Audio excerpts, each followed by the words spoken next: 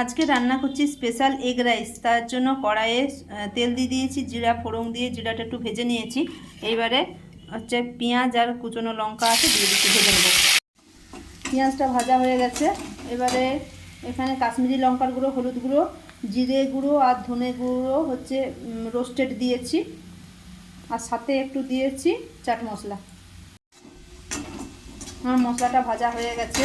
এরপরে এতে ভাতটা দিয়ে দিচ্ছি। এর সাথে আলু ভাজা আর নুন হলুদ দিয়ে ভেজে রেখেছিলাম, একটু বিনস আর ডিম সব ভেজে রাখা আছে দিয়ে দিচ্ছি, আর সাথে একটু ধনেপাতা কুচোনো আছে দিয়ে দিলাম।